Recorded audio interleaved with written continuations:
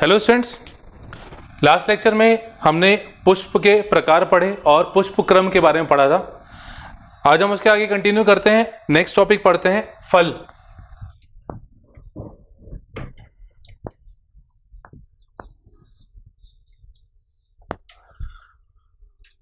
देखिए, निषेचन के बाद अगर हम कुछ संरचनाओं की बात करें, जैसे बीजांड जो होता है, बीजांड जो होता है वो बीज में बदल जाता है निषेचन के बाद, और अंडाशय जो होता है वो फल में बदल जाता है।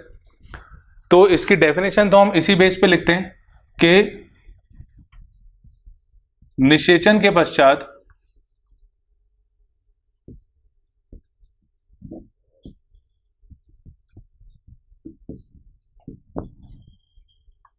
अंडाशय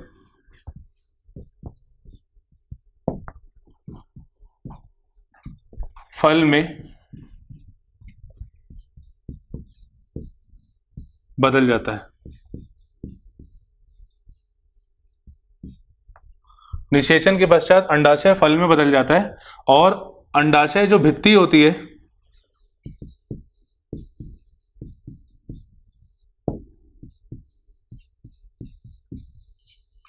ये अंडाशय भित्ति फल भित्ति में बदल जाती है।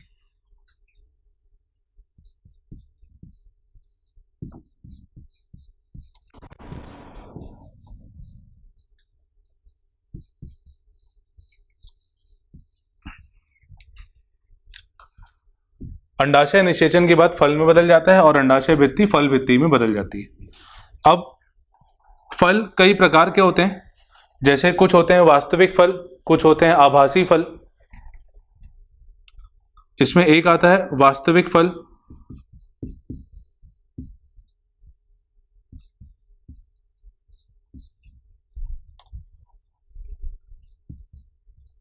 इसकी डेफिनेशन जो अपन ने अभी लिखी है ये वही है। निषेचन के पश्चात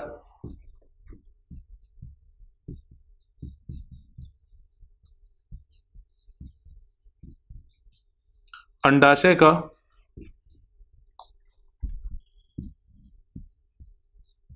फल में बदलना। अच्छा, ये जो फल बना है इसको अपन कहते हैं वास्तविक फल। ये जो वास्तविक फल होता है, जितने भी अपन फल देखते हैं लगभग सारे मतलब कई सारे जो फल होते हैं वो वास्तविक फल की कैटेगरी में ही आते हैं। तो अधिकांश फल जो हैं वास्तविक फल ही होते हैं। दूसरा आता है आभासी फल,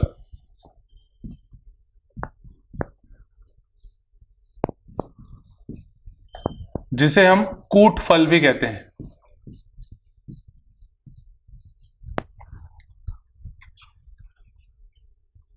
जब निषेचन होता है और निषेचन के बाद अंडाशय के अलावा कोई और भाग फल में बदल जाता है तो उसे अपन कहते हैं कूट फल।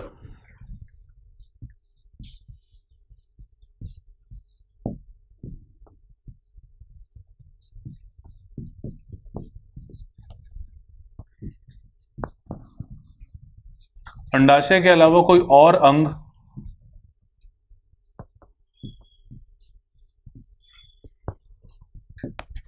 फल में बदलता है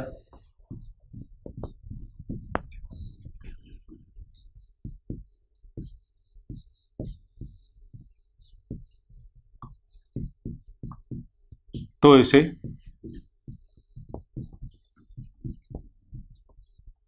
आभासी फल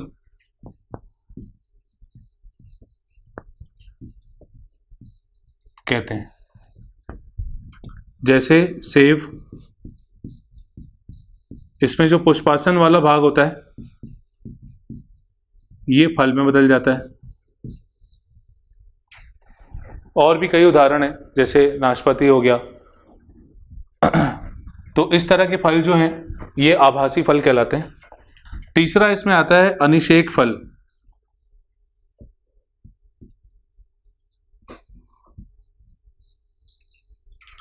अनिषेक फल ऐसे फल होते हैं जो बिना निषेचन के बनते हैं।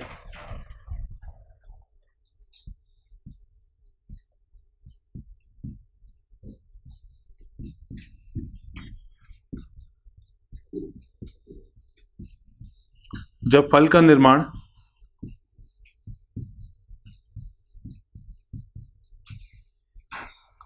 बिना निषेचन होता है तो इसे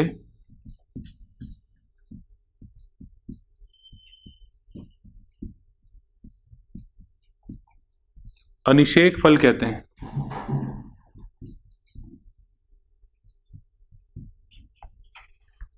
उदाहरण केला।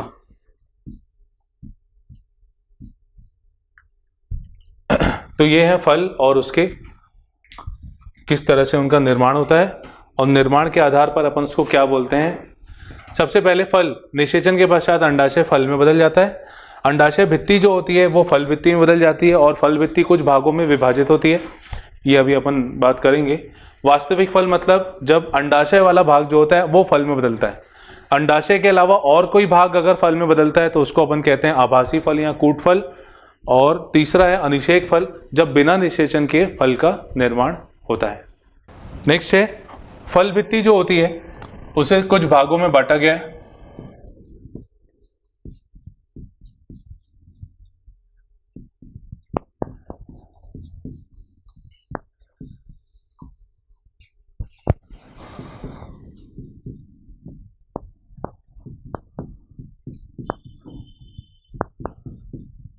फल भित्ति को निम्न प्रकार से विभाजित करते हैं।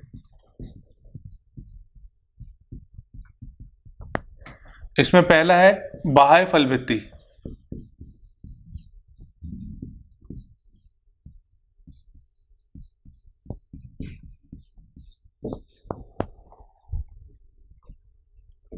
ये फल की बाहरी भित्ति होती है।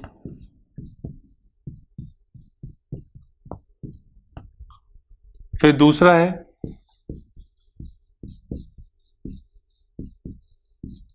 मध्य फल भित्ति और तीसरा है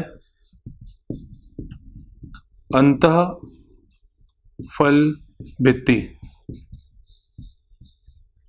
कुछ पादपों में अलग अलग फल भित्ति खाई जाती है। कुछ पादपों के फल में अलग अलग फल भित्ति खाई जाती है। कुछ फलों में तीनों प्रकार की फल भित्तियां खाने योग्य होती हैं। अब इसमें फल को अपन कुछ वर्गों में विभाजित करते हैं। मैं यहाँ पे एक आउटलाइन बता रहा हूँ, फिर अपन इसको थोड़ा सा डिटेल में पढ़ेंगे। फल को तीन प्रकार से अपन विभाजित करते हैं। एक होता है सरल फल, दूसरा होता है पुंज फल और तीसरा है संग्रथित फल।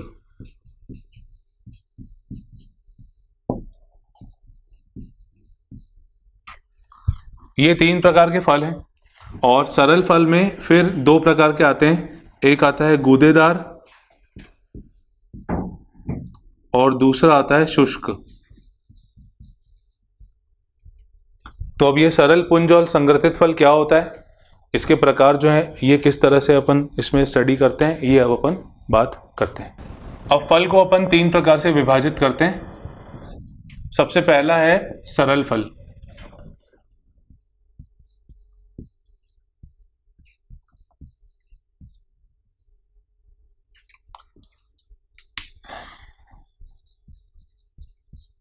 यह एक पुष्प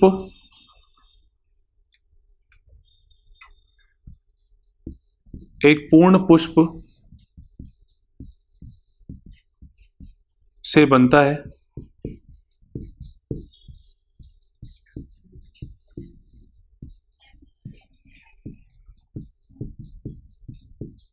इसमें अंडाशय,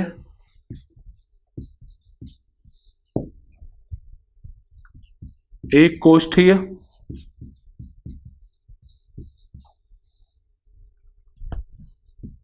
से बहुकोष्ठीय तक होता है।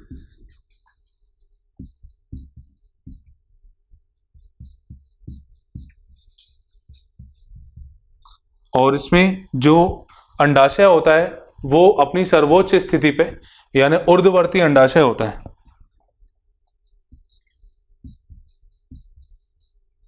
अंडाशय है इसमें ऊर्ध्ववर्ती होता है।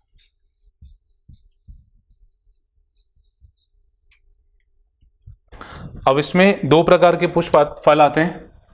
इसमें एक आता है गूदेदार और दूसरा आता है शुष्क। ये जो गूदेदार फल होते हैं, इसमें जो प्रकार इसके आते हैं, इसमें पहला आता है ड्रूप,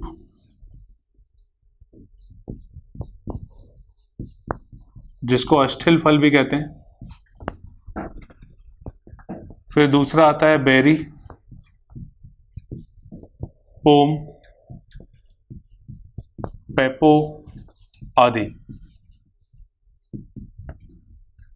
और शुष्क फल में कई प्रकार के आते हैं, जैसे संपुट,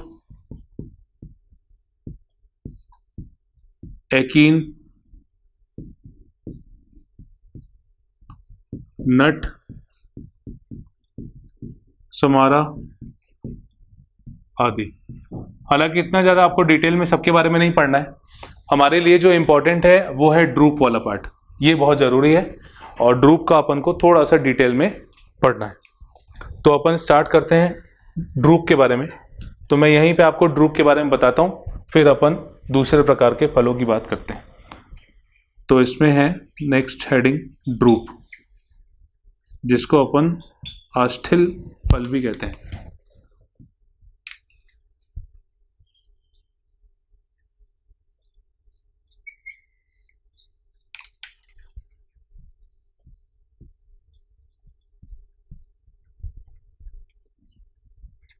इसमें खाने योग्य भाग जो होता है,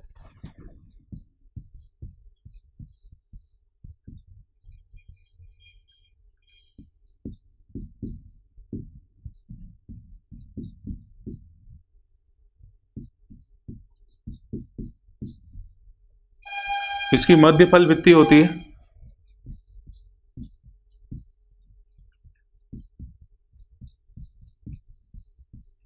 और बाह्य फल भित्ति भी होती है। मतलब कुछ फलों में बाह्य फल भित्ति भी खाने योग्य होती है, परंतु इसकी अंतः फल भित्ति जो होती है वो पथरीली होती है, काफी ज्यादा कठोर होती है।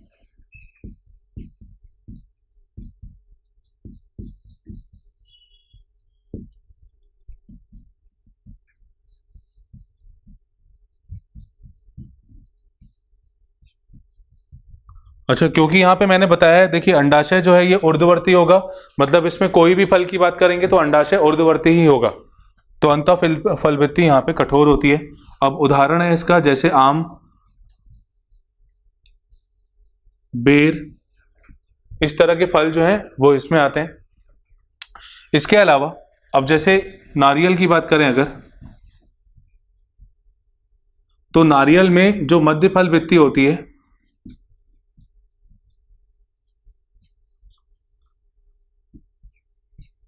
ये तंतुमय होती है, मतलब तंतु के रूप में होती है।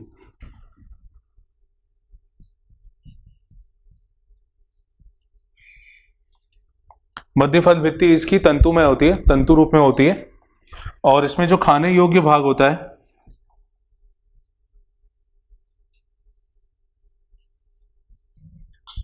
इसमें ये होता है भ्रूणपोष।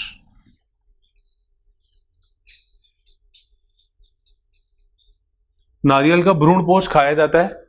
अब इसमें भ्रूणपोष क्या होता है, जो सफेद वाला भाग होता है और जो तरल भाग होता है ये खाने योग्य होता है। तो और ये एक्चुअली में होता है भ्रूणपोष, जिसमें कई सारे केंद्रक यानी संघ कोशिका वाला भाग होता है ये। चलिए इसको स्टार्ट करते हैं, रिवाइज कराता हूं मैं। फल फल में एक अपन ने देखा पहले सरल फल। सरल फल एक पूर्ण पुष्प से बनता है और इसमें अंडाशय जो होता है वो एक कोष्ठीय से बहुकोष्ठीय तक होता है। अंडाशय इसमें ऊर्ध्ववर्ती होता है। फलों को दो भागों में इसको बांटा गया है। गूदेदार, गूदेदार मतलब अंदर जिसमें गूदा भरा रहता है, जो खाने योग्य होता है। इसमें सबसे इंपॉर्टेंट आता है ड्रूप के बारे में, यानी आष्ठिल फल। ये और भी उदाहरण है, और ऐसे ही शुष्क में। ठीक है, बाकी आपको याद नहीं रखना है क्योंकि एग्जाम में काफ़ी समय से 2014 के आसपास से इनके क्वेश्चन नहीं पूछे गए। ड्रूप आष्ठिल फल, इसमें मध्य फल वृत्ति, बाह्य फल वृत्ति खाई जाती है, जैसे आम, बेर, ये सब आप समझ सकते हैं। अंतः फल वृत्ति नहीं खाते हैं, वो काफ़ी कठोर होती है। नारियल में जो मध्य फल वृत्ति होती है तंतुमय रूपी होती है, और इसमें खाने योग्य भाग जो होता है वो भ्रूण पोष होता है। फल में दूसरा भाग है जो अगले दो प्रकार हैं, इसमें अगला आता है पुंज फल।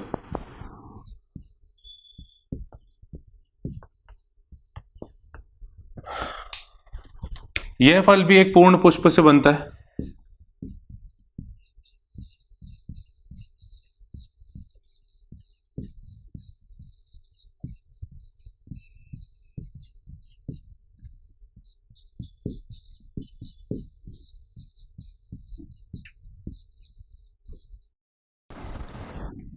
और इसमें अंडाशय जो होता है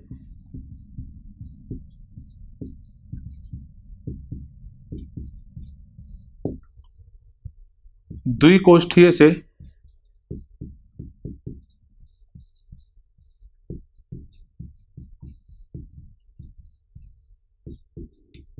बहुकोष्ठीय होता है।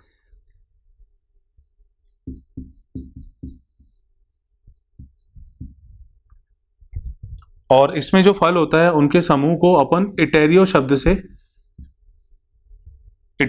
इसके लिए उपयोग करते हैं। ठीक है, इसके बारे में और डिटेल अपन को ज़्यादा नहीं पढ़ना है। और तीसरा आता है संग्रथित फल।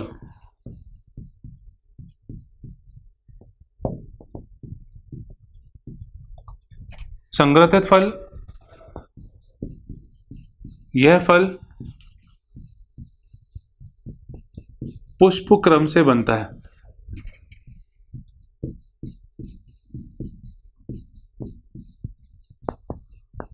पुष्प क्रम को पूरा उपयोग करके ये फल का निर्माण होता है। और इसमें दो प्रकार के आते हैं। इसमें एक नाम आपको ध्यान रखना है, साइकोनस, और दूसरा याद रखना है सोरोसिस। साइकोनस जो होता है इसका निर्माण हाइपेंथोडियम पुष्प क्रम से होता है।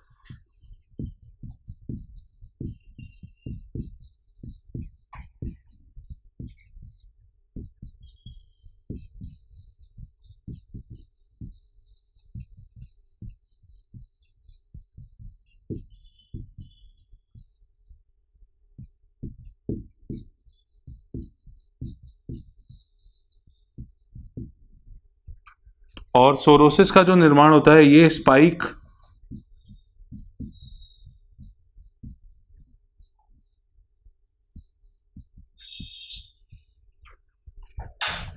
स्पैडिक्स और कैटकिन वाले पुष्प क्रम से होता है।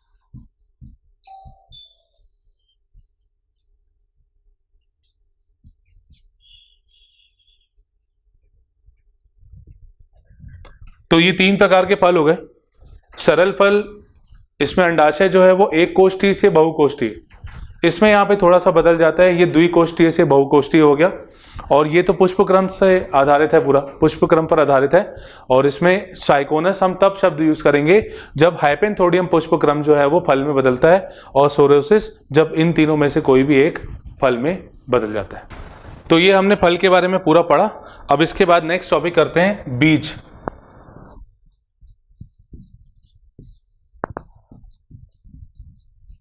जिसको हम सीड कहते हैं।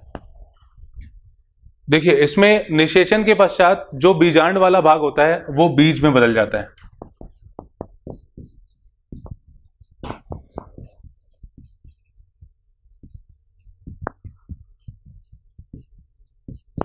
निषेचन के पश्चात बीजांड बीज में बदलता है। अब बीज में कई सारी चीजें होती हैं, जैसे बीज चोल होता है, बीज आवरण होता है, और अंदर और भी भाग होते हैं। तो अपन एक एक करके बीज के बारे में पढ़ते हैं। पहले मैं बताता हूं द्विबीजपत्री बीज के बारे में।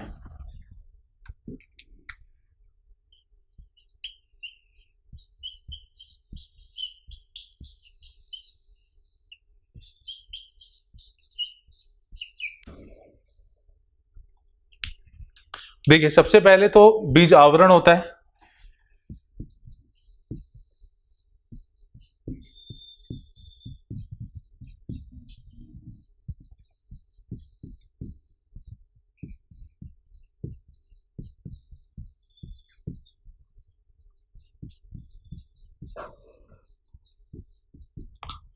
इसमें बाहरी और बीजावरण होता है, और बीजावरण के अंदर जो दो सतह होती हैं, जो अध्यावरण होते हैं, वो उनके बाहरी आवरण के रूप में बदल जाते हैं।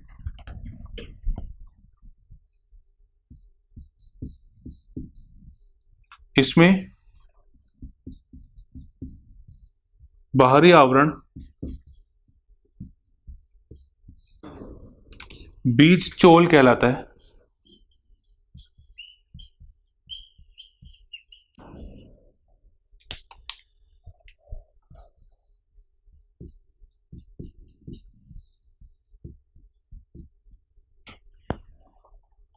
इसका भीतरी आवरण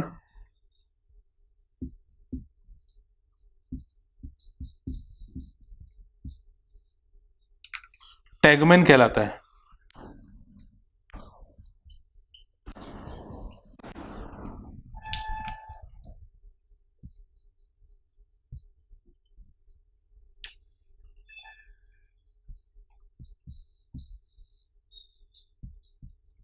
मतलब इसमें कुल मिला के दो सतहें होती हैं। जो बाहरी सतह होती है उसको अपन बीज चोल कहते हैं, और जो भीतरी सतह होती है उसे अपन टैगमेन कहते हैं। अब देखिए, अगर बीज की संरचना अपन देखें तो ये कुछ इस तरह से दिखाई पड़ता है।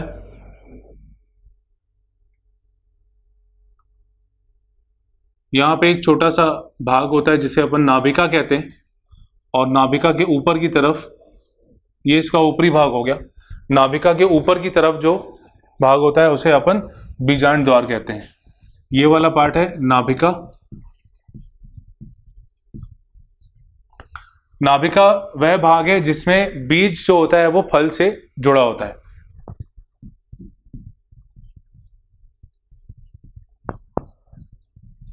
इस भाग से बीज फल से जुड़ा होता है।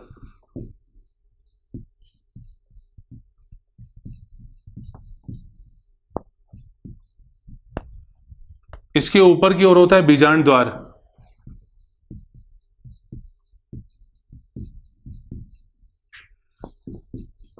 जिसको अपन माइक्रोपाइल कहते हैं। इस बीजांड द्वार से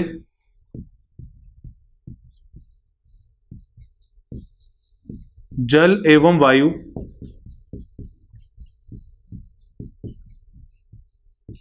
प्रवेश करते हैं, जो कि बीज अंकुरण में सहायक होते हैं। एक और संरचना के द्वारा मैं आपको समझाता हूं। इसमें यह होता है भ्रूणी अक्ष, और यहां पे इस तरह से दो बीज पत्र लगे होते हैं। यह है बीज पत्र। ये बीज पत्रों में भोज्य पदार्थ इकट्ठा होता है, और यह है भ्रूणी अक्ष। इस भ्रूणी अक्ष में ऊपर की तरफ होता है प्रांकुर वाला भाग, यानी प्रांकुर यानी तना और प्ररोह तंत्र, इस हिस्से से इसकी उत्पत्ति होती है, और नीचे वाला हिस्सा होता है मूलांकुर वाला भाग।